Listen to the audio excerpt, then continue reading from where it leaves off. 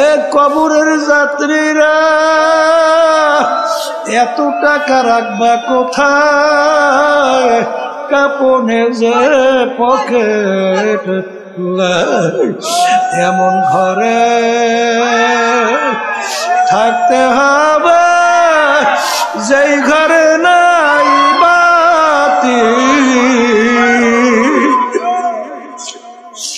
এমন ঘরে থাকতে হবে যেই ঘরে নাই সাথী। এ বড় লোক আমার বাবারা, হে ধনী আমার বাবারা, হে ধনী সম্পূর্ণ ক্ষমতা সম্পন্ন আমার বাবারা, কোন ক্ষমতার পিছনে পড়ছো, কোন সম্পদের পিছনে পড়ছো? আল্লাহ আল্লাহ, এত টাকা রাখবা কোথায়? কাপনে যে পকেট নাই। আল্লাহ আপনি আমাদের সবাইকে মাফ করে। এই আল্লাহর বান্দারা কবরের যাত্রীরা বাজান, একদিনও কি চিন্তা করছো?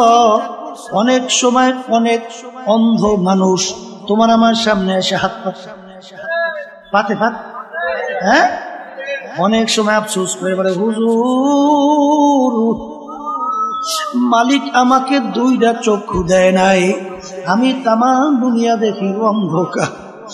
আপনাকে মালিক দুইটা চক্ষু দান করছে, তামাম দুনিয়া কত সুন্দর ভাবে দেখেন। হুজুর পয়সা দেবেন, চাউল কিনবো, ভাত পাক কইরা খাবো। বাজার এই কথা শুনলে চোখে পানি রাখা যায় না। এক নেমুক প্রাণের দলেরা আমার মালিক ইচ্ছা করলে তোমাকে আমাকে অন্ধ কইরা দুনিয়ায় বানাইতে পাঠাইতে পারতো কি পারতো না? ওকে আসতে কই রে পারতো না? কারণ দুনিয়া তোর মূল্য ছিল কি?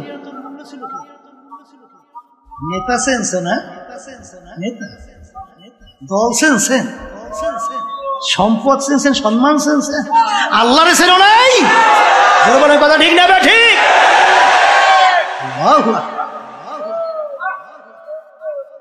কবরের যাত্রীরা সই রাখো, আজকে দল চেঞ্জ, দলের নেতা নেত্রী চেঞ্জ।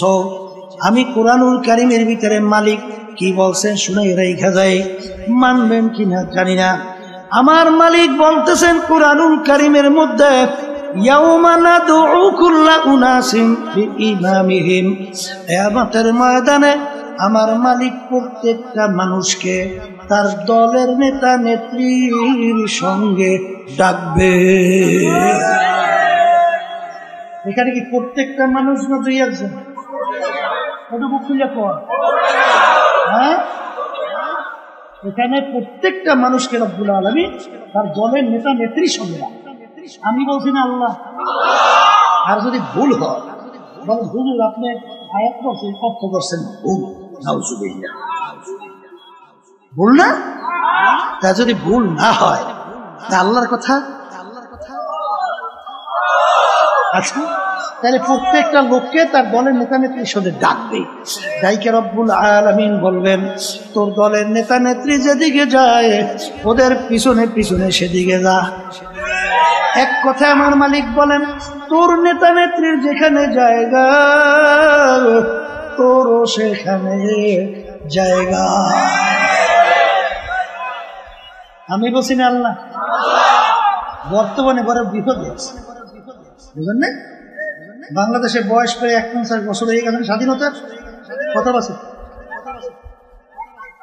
আচ্ছা, যাদের মাধ্যমে 51 বছর দেশ চলছিল, বর্তমানে চলছে, এদের পরিচয়ও নাই। ইসলাম নামক গাছটা খুব মজবুত হয়েছে, হ্যাঁ হয় নাই? দিনের দিন ঠিক। এক শ্রেণী বর্তমানে বের হয়েছে, আমাদের আলেম যারা অনেকে আমাদের ভিতরে আছে, নাম দেয় মুফতি, মুহাদ্দিস, অনেক বড় অনেক বড় মুফতি। এরা দেখবেন ঠিক যখন জাতীয় নির্বাচন আসবে তখন বলবে, এই বেটা মন্দের ভালো, কোন উপায় নাই, আগে তো বাঁচা লাগবে বেটা, এরপর পরে চিন্তা করতে। আমরাও দেশে কয় না, না ও আমরাও দেশেও কয় ও আল্লাহ দেশেও আছে না শব্দটা কি কইবে মন্দে এ কপাল পোড়া এই 49 বছর স্বাধীনতার বয়স এই 49 বছরে মন্দের ভালো শেষ হয় না তোমাদের কাছে আমি গ্যারান্টি চাই কবে নাগাদ শেষ হবে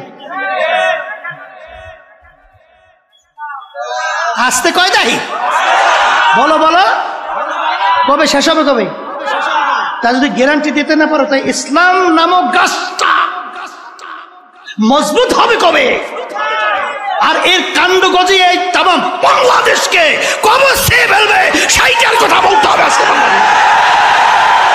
ঠিক না ঠিক হ্যাঁ বসো কথা বলছি ইসলাম নামক গাছটা কি দুর্বল হইতে হইতে যাবে হ্যাঁ এত বুদ্ধিমান হইছো হ্যাঁ এত বুদ্ধিমান সাহাবায়ে কেরাম বোঝে না আমিনু কামা আমানান নাস তোমরা ঈমান আনো তোমরা বিশ্বাস করো সাহাবায়ে কেরাম যেভাবে ঈমান আনছিল সাহাবায়ে কেরাম যেভাবে বিশ্বাস করছিল সাহাবায়ে কেরামদের ঈমানের অবস্থান কেমন ছিল পর্যালোচনা করা লাগে না আজকে তো আল্লাহ কইছে ওই ইমানের ঈমান আনো ওইভাবে ঈমান আনো না আমি বলছি আচ্ছা আল্লাহ রাসূল সাল্লাল্লাহু আলাইহি ওয়াসাল্লাম তার কাছে প্রস্তাব লইয়ে গেছে তিনটা শর্ত তুমি এক আল্লাহর উপরে ঈমান আনার দাওয়াত দাও সমস্যা নেই কথা না কিন্তু আমাদের বিরুদ্ধে আমাদের ধর্মের বিরুদ্ধে আমাদের বাপদাদা রেখে যাওয়ার যে নিয়ম এর বিরুদ্ধে তুমি কিছু বলবা না যদি এইটা করতে পারো তোমার কাজ তুমি করো এক আল্লাহর উপরে ঈমান আনার দাওয়াত আসতে কয় দেয় দেও সমস্যা কিন্তু আমাদের কার্যক্রমের বিরুদ্ধে কোনো উল্টা পুল্টা কইতে পারবো না যদি এই কাজটা করতে পারো তাহলে তোমার জন্য 3 পুরস্কার 1 নম্বর পুরস্কার তোমাকে আরবের নেতা বানাইয়ে দেব মানে প্রেসিডেন্ট আমাদের দেশে যেটা বোঝেন আরবের কি এক কথায় বাদশাহ কি বানাইবে আমাদের দেশের ভিতরে আল্লাহ মাফ করুক আমি যেটা দেখি শুনি সেইটা বলি মেম্বারের জন্য ঈমান যে কয়বার বিক্রি করে শুধু চেয়ারম্যান হওয়ার জন্য কয়বার যে ঈমান বিক্রি করে আর কেনে আর বেচে আর এমপির জন্য তার কথা আমার মুখে বাইরেই দিয়েছে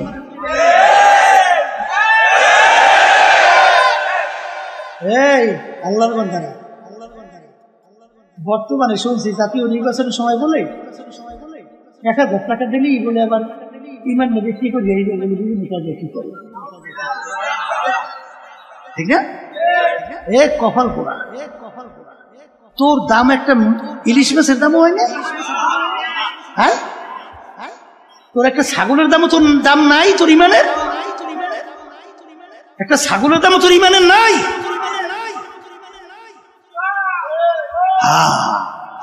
আমিনু কামা আমানান নাস ঈমান আনো সাহাবায়ে কেরাম যেভাবে ঈমান আনছিল 1 নম্বর বাদশা বানাই দিল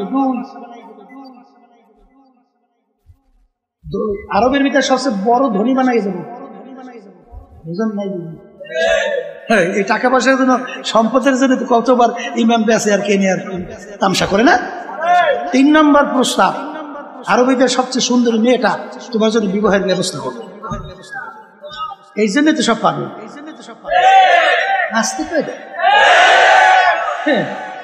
যতদিন সব পাল্লাপাল্লি মারামারি কাটাকাটি এই খুব খারাপি গুম সবাই এগুলো অন্য কিছু এই 3টার জন্য হ্যাঁ আল্লাহ রাসূল সাল্লাল্লাহু আলাইহি ওয়াসাল্লাম ওদের এই প্রস্তাব মানছে না হ্যাঁ আল্লাহ রাসূল সাল্লাল্লাহু আলাইহি ওয়াসাল্লাম বলেন হে কাফেররা আরবের রাজা বানাবি আর ধনী বানাবি সুন্দরী মেয়ের বিবাহের ব্যবস্থা করবে শোন যদি আকাশের ভিতরে চাঁদ দেখো না চাঁদ ওইটা যদি আমার এক হাতে আর এক হাতে সূর্য নামাইয়া যায় অসম্ভব তারপর আমি এক আল্লাহর উপরে ঈমান আনার দাওয়াত এবং তোদের অন্যায়ের বিরুদ্ধে আমি বলতেই থাকবো। আর বর্তমানে একদল বেরিয়েছে, আল্লাহ মাফ করুক, আমরা অনেকে হুজুর দাবি করিয়া ফাসেকদের এমন ভাবে প্রশংসা শুরু করে মনে হয় যেন আল্লাহর ওলি এখন মাত্র আসমান থেকে নাযিল হয়েছে। হাদিসের ভিতরে আসছে আল্লাহ রাসূল সাল্লাল্লাহু আলাইহি ওয়াসাল্লাম বলেন, যখন ফাসেকদের প্রশংসা করা হয় রব্বুল আলামিনের আরশ থরথর করে কাঁপতে থাকে।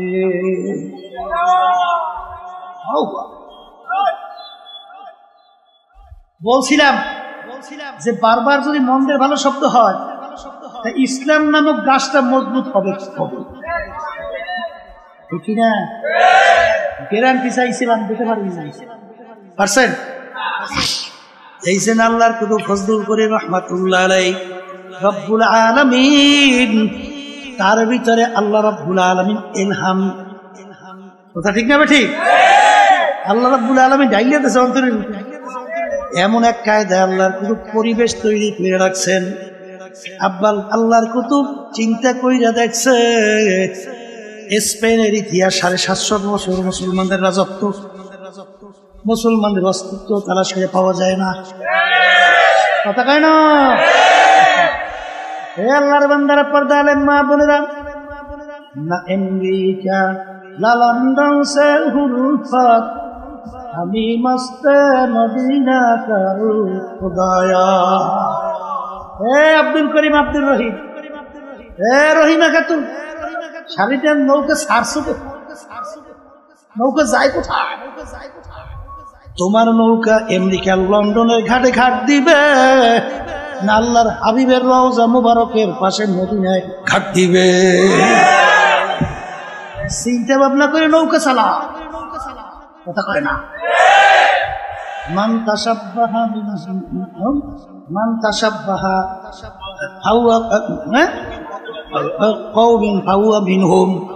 এই দুনিয়ার ভিতরে যেভাবে তুমি যার সঙ্গে সম্পর্ক রাখবা, যেই দলভুক্ত হইয়া চলবা, যেই দলের নেতা নেত্রীকে নেতা নেত্রী মানবা, আল্লাহর রাসূল বলেন কিয়ামতের ময়দানে তুমি ওই দলভুক্ত হইয়া উঠবা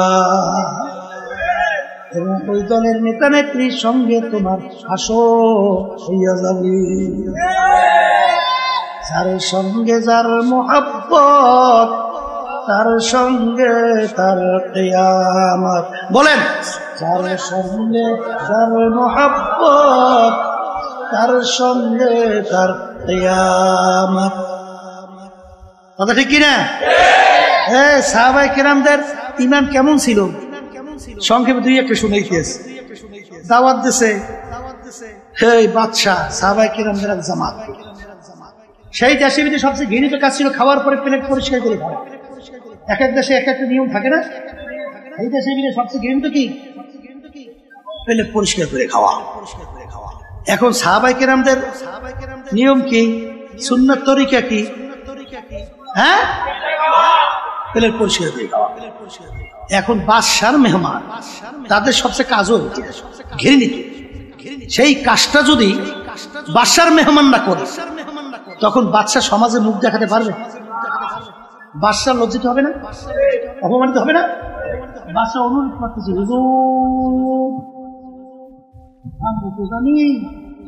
আপনারা খাওয়ার পরে প্লেট পরিষ্কার করিয়া চাইতে খান।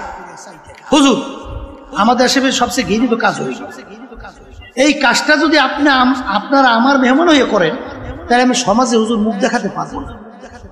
আজকে আমার সম্মানের জন্য এই কাজটা আজকে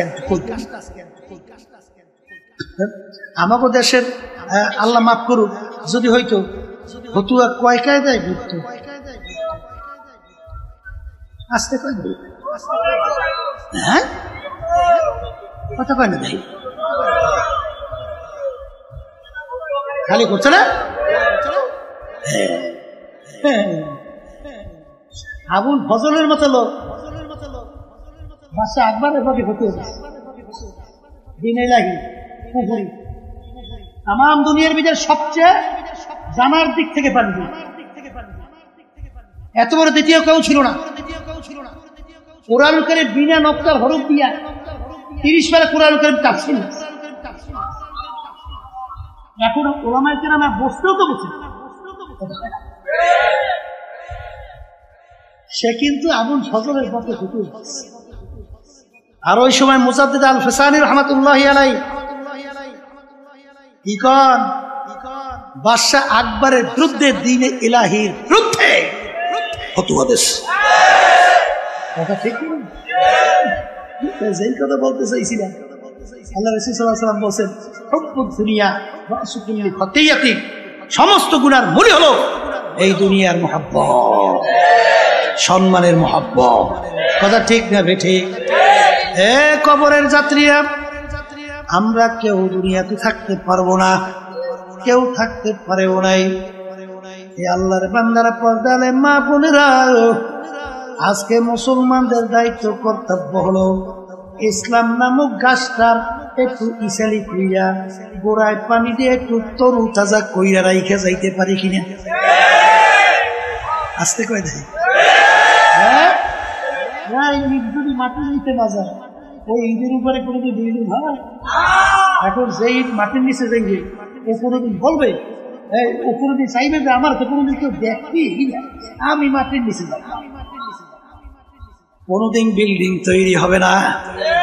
তোমার আমার মতো যদি ইসলামের নামক বৃক্ষটা আজকে রোপণ কইরে, একটু চারাটা একটু সেলি কইরা, একটু পানি দিয়া সতেজ কইরা রাইখে যাইতে পারি, আল্লাহ ভালো জানে, বলতে পারি না কবে কি হবে।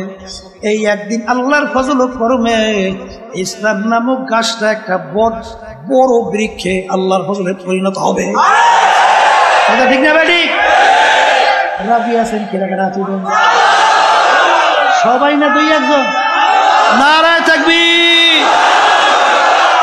अल्लाहुम्मा में कोई हाथ नमान। दिन के सूरज डूब रही है हम लोगों के सामने, रोज़े महशर क्या जब है मुस्तफा की सामने। एक कबरेर যাত্রীরা, আল্লাহর বান্দারা, পর্দার আড়ালের মা বোনেরা, বাজান আমাদেরকে মালিক বানাইলেন তার ইবাদতের জন্য। ইবাদত শব্দের অর্থ মালিকের হুকুম অনুযায়ী চলা। বাজান নামাজ পড়া যেরকম নাকি ইবাদত, নামাজ না পড়াও কিন্তু ইবাদত। রোজা রাখা যেরকম নাকি ইবাদত, রোজা না রাখাও কিন্তু ইবাদত। মালিক আমাদেরকে বানাইলেন তার ইবাদতের জন্য। অনেকে প্রশ্ন করতে পারেন, হুজুর তাহলে অন্যান্য মাখলুকাত গুলো আমার মাওলা কেন বানাইলেন? আমার মালিক কোরআনুল কারীমের ভিতরে বলেন, ওয়াখুলিকা লাকুম মা ফিল আরদি জামিআ, অন্যান্য মাখলুকাত গুলো আমি বানাইলাম তোমাদের জন্য। এ আল্লাহর বান্দারা, কবরের যাত্রীরা, আমরা যে সূর্য দেখতেছি, সূর্য আমাদের মানুষের দরকার আছে না নাই? একটা মানুষ দুনিয়ায় না থাকলে সূর্যের কিন্তু কিছু আসে যায় না। বাজান, গাভী গরু আমাদের দরকার আছে না নাই? একটা মানুষ দুনিয়া না থাকলে গাভী গরুর কিন্তু কিছু আসে যায় না। বাজান, হালি গরু আমাদের দরকার আছে, গাছ আমাদের দরকার আছে না? একটা মানুষ দুনিয়া না থাকলে গাছের কিন্তু কিছু আসে যায় না। এ কবরের যাত্রীরা, এ আল্লাহর বান্দারা, এ পর্দা আলেম মা বোনেরা, ভালো কইরা বোঝো, অন্যান্য মাখলুকাত মালিক বানাইলেন আমাদের জন্য। আমাদেরকে বানাইলেন মালিক তার ইবাদতের জন্য। ইবাদত শব্দের অর্থ বলছে মালিকের হুকুম অনুযায়ী চলা। নামাজ পড়া যেরকম নাকি ইবাদত, নামাজ না পড়াও কিন্তু ইবাদত। অনেকে বলে, হুজুর নামাজ না পড়লে ইবাদত কিভাবে হয়? সূর্য উঠতেছে ওই সময় যদি নামাজ পড়ে সব না গুনাহ? সূর্য মাথার উপরে চলে আসছে, নামাজ পড়লে সব না গুনাহ? সূর্য ডুবতেছে ওই সময় নামাজ পড়লে সব না গুনাহ? পড়লেন নামাজ, পাইলেন গুনাহ। কারণ কি? ওই নামাজটা মালিকের হুকুম অনুযায়ী হয় না। এ কবরের যাত্রীরা, ভালো করে বোঝো, যেই কাজটা মালিকের হুকুম অনুযায়ী হবে, ইবাদতের ভিতরে গণ্য হবে। আমার মালিকের হুকুম প্রতিটা মানুষের ব্যক্তিগত জীবনে আছে না নাই? আসতে কয়টা? পোশাকাদির ব্যাপারে আছে না নাই? পারিবারিক জীবনে আছে না নাই? সামাজিক জীবনে আছে না নাই? বাজান ব্যবসা ক্ষেত্রে আছে না নাই? কামাই খরচের ভিতরে আছে না নাই? রাজনৈতিক জীবনে আছে না নাই, বাজার আন্তর্জাতিক জীবনে আছে না নাই। এ কবরের যাত্রীরা ছাত্র 10 সাবজেক্টে পরীক্ষা দেয়, 9 সাবজেক্টে যদি গড়ে 900 নম্বর পায়, প্রত্যেক সাবজেক্টে 100 করে নাম্বার। বাজারে এক সাবজেক্টে যদি ফেল করে ছাত্র ফেল না পাস, আর 10 সাবজেক্টে গড়ে যদি 33 করে নম্বর পায় ছাত্র কিন্তু পাস। কথা ঠিক কিনা? এ কবরের যাত্রীরা দিন কিন্তু পরিপূর্ণ। আমার মালিক বলছেন দিনের ভিতরে পুরা ঢুইকা তারপর আমার কাছে হাজিরা দাও। কিছু মানবেন কিছু মানবেন না, ছাত্র কিন্তু পাস করতে পারবে না। এই জন্য আমার ভাইদেরকে বলবো, পর্দারে মা বোনদেরকে বলবো, গাবি বানাইলেন মালিক আমাদের জন্য। আমার মালিক তোমার আমার দিকে তাকাইয়া তাকাইয়া বলেন, আব্দুল কারিম ও রহিমা খাতুন, আমি তোর বিচার চাইয়া চাইয়া দেখি। তুই গাবি গরু পালো, বাচ্চা হবে, বংশ বিস্তার লাভ করবে, গরু দুধ হবে, তুই দুধ খাবি, তৃপ্তি লাভ করবি। আমি তোর বিচার চাইয়া দেখি, তুই গাবি গরুটা এখন বাচ্চাও দেয় না, দুধও দেয় না। তুই কি করলি? গাবি গরুটাকে তুই ফালাইয়া দাও নাই, ছুরি ধার করলি, গাবি গরুটাকে শোয়াইলি, জবাই করে চামড়া খুইলে গোস্ত পাক করে নিজে আত্মীয় স্বজন নিয়ে খাইলি। খা বন্ধান, আমি তোর জন্যই বানাইলাম। আম গাছ বানাইলাম আম খাওয়ার জন্য, আম লাগাইলে আম হয় না, আমি তোর বিচার চাইয়া দেখি। আম গাছ কাটলি, তক্তা তৈরি করলি, বাকি অংশ লাকড়ি তৈরি করে আগুন জ্বালিয়ে ভাত তরকারি পাক করে খাইলি। খাবন তো আমি তোর জন্যই বানাইলাম, তোদেরকে আমি বানাইছিলাম আমার ইবাদতের জন্য। আমি তোর বিচার চাইয়া চাইয়া দেখি। ফজরের সময় মুয়াজ্জিন তোকে আমার পক্ষ থেকে ডাকে, আসসালাতু খায়রুম মিনান নাওম, ঘুম হইতে নামাজ ভালো। তুই নাকটাই না ঘুমাও, তুই আমার হুকুম পালন করতে মসজিদে যাও নাই। তোকে আমি ফজরে আমার ইবাদতে পাই নাই, জোহরে ডাকলাম তোকে আমি পাই নাই, আসরে ডাকলাম পাই নাই, মাগরিবে ডাকছি পাই নাই, ইশায় ডাকলাম পাই নাই। হারাম হালাল তো মিস কইরা খাইতে চলতে বললাম, খাও নাই, চলো নাই। আরে জুলুম করতে মানা করলাম, ছাড়ো নাই। মিথ্যা কথা বলতে মানা করলাম, ছাড়ো নাই। বেপর্দা চলতে মানা করছি, বেপর্দায় চলছো, পর্দা করো নাই। এক কথায় তোকে আমি ইবাদতে পাই নাই। এখন তোর বিচার তুই কর, তোকে আমি বানাইছিলাম ইবাদতের জন্য। এখন তোকে মানুষ জবাই করে খাইবে, তাও তো জায়েজ রাখি নাই। এ বান্দা বান্দি তোর বিচার কর, তোকে এখন আমি কোন কাজে লাগাবো ভালো করে যাই না রাখিস। আমার একটা কাজ আছে, আমার একটা চুলা আছে, ওই চুলার নাম হলো জাহান্নাম। ওয়াকুদুহান নাসু ওয়াল হিজারা উইদ্দাত লিল কাফিরিন। এ কবরের যাত্রীরা আমি বলি না, আল্লাহ বলছে। জোরে বলো কে বলছে? জোরে বলো কে বলছে? আমার মালিক বলেন, শুইনারা তোর মতোই নাফরমানের আমার জাহান্নামের আগুন জ্বালাইতে হাজালি লাগবে। আল্লাহ আপনি আমাকে আমাদের সবাইকে মাফ করে। কবরের যাত্রীরা আসলে তোমার আমার চিন্তাও নাই, চেষ্টাও নাই, চোখেও পানি নাই। বাজান ইতিহাস পড়িয়া দেখো, আল্লাহু আল্লাহ। মুসা আলাইহিস সালাম রওনা করলেন আল্লাহর সঙ্গে দেখা করার জন্য। পথের পাশে থেকে একটা পাথর যার যার কাঁদতে আছে। মুসা আলাইহিস সালাম বলে, পাথর তুমি কেন কাঁদো? পাথর বলে, জামানার নবী মুসা কোথায় রওনা করছে? মালিকের সঙ্গে দেখা করার জন্য। পাথর ডাক দিয়ে বলে, হে জামানার নবী মুসা, আপনি একটু আমার কথা মালিকের কাছে বলিয়েন যে অমুক জায়গায় একটা পাথর তোমার ভয়, তোমার জাহান্নামের ভয়, কানতে কানতে নহর জারি করছে। পাথর তোমার জাহান্নামের আগুন থেকে মাপ চায়। মুসা আলাইহিস সালাম বলে, মালিক পাথর তোমার ভয়, জাহান্নামের ভয়, কান্দে জাহান্নাম থেকে মাপ চায়। রব্বুল আলামিন বলে, হে জামানার নবী মুসা, তুমি পাথরকে জানাইও ওকে আমি জাহান্নামের আগুনে জ্বালাবো না। বাজান মুসা আলাইহিস সালাম বলে, পাথর তোর কপাল ভালো, আমার মালিক তোর কান্না কবুল করছেন, তোকে মালিক জাহান্নামের আগুনে জ্বালাবে না। পাথরের কান্না বন্ধ হয়ে গেল।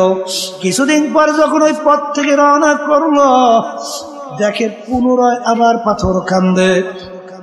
নবী ধমক দিয়ে বলে, পাথর তুই কি আমার কথা বিশ্বাস করো নাই? তুই আবার কেন কান্দ? পাথর বলে, নবী রে, কথা বিশ্বাস করছি, কিন্তু চিন্তা ভাবনা কইরা দেখলাম আমি যদি না কান্দতাম আপনার নজরেও পড়তাম না, আপনার নজরে না পড়লে আপনি আমার কথা মালিকের কাছে বলতেও পারতেন না। পাথর বুঝি আমি জাহান্নাম থেকে মাপও পাইতাম না। যেই কান্নার উচিলে আমি পাথর জাহান্নামের আগুন থেকে মাপ পাইলাম, ওই কান্না পাথর আমি কিয়ামত পর্যন্ত আর ছাড়ব না।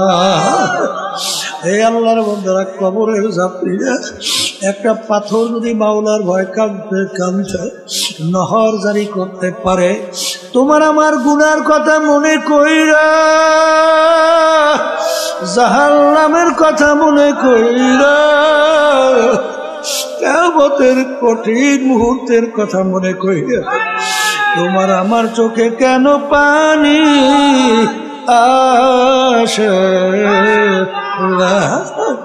এ কবরের যাত্রীরা, যেই মামলার তদবির নাই,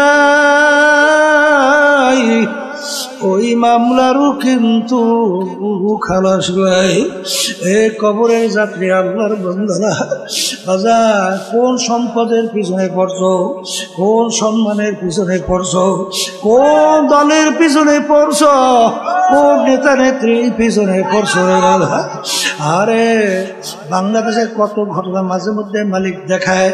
কিছুদিন আগে বাজান যমুনা গ্রুপের মালিক বাজান করোনা ভাইরাস আক্রান্ত হইল।